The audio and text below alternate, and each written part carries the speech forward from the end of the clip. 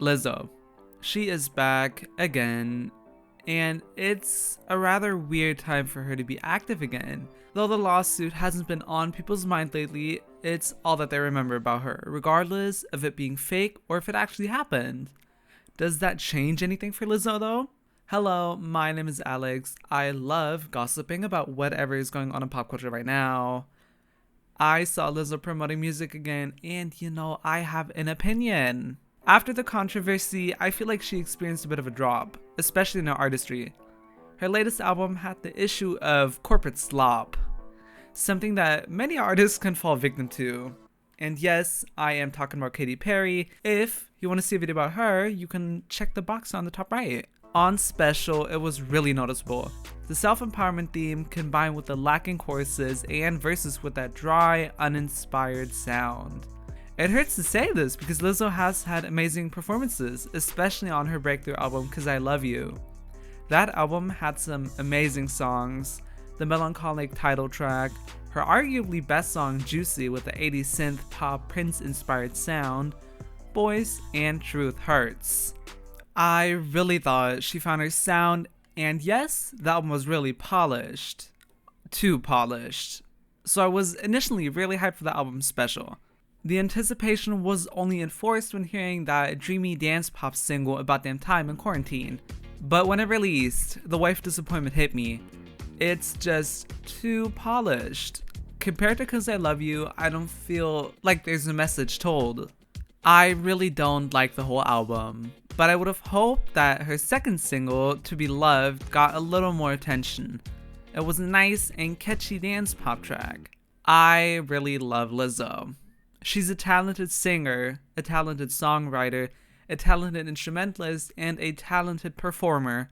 So it does make me sad that she's taken that Katy Perry route of picking a topic that initially was, or at least felt authentic, and just turns it into a punch in the face, extremely predictable and stale. One thing people love talking about when it comes to Lizzo is her weight. Oh, she's too big. Oh, she's too unhealthy. And now it's because of her weight loss. I personally find it embarrassing to talk bad about people and their weight, especially because it can cause so much harm to people that aren't resistant. So it puzzles me that people painted her to be this new person since she lost her weight, and how it wasn't on their bingo card and shit. I actually despise the casualness behind fat phobia in media.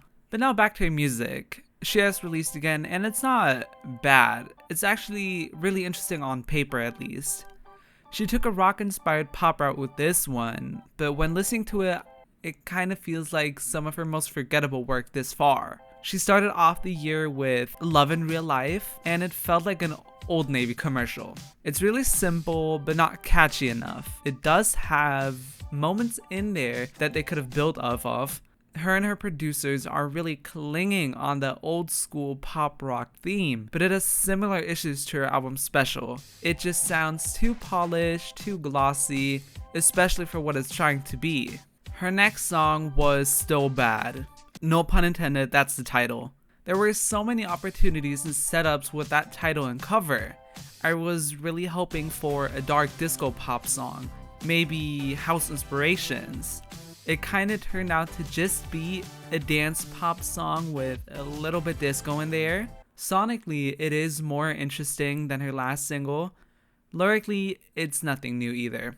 Very typical Lizzo themes, getting over a man and feeling yourself, not feeling bad about the loss.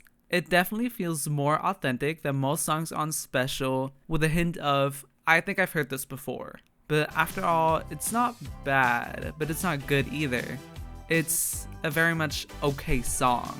It's not necessarily a bad thing to stick to positivity, but when it's the only thing people see or know about you, it can start to feel very forced, shallow, and surface level. It can give out the vibe of those live, love, love stickers that people put on their walls. Nice in theory, but ultimately a little insincere. What I find refreshing though is when she does venture out of her comfort zone or try something new, even just a little bit. It feels pleasant and genuine, like a glimpse of her true potential that isn't always on display. I'm genuinely excited for her upcoming album, but there's also a sense of apprehension that comes with it. I really want her to open up more and explore different sides of her talent because I know that she has so much more to offer. There's this feeling that she's capable of so much more, but I just hope her team isn't holding her back from fully expressing herself and reaching her potential. It would be such a shame if they're putting limits on what she can do artistically.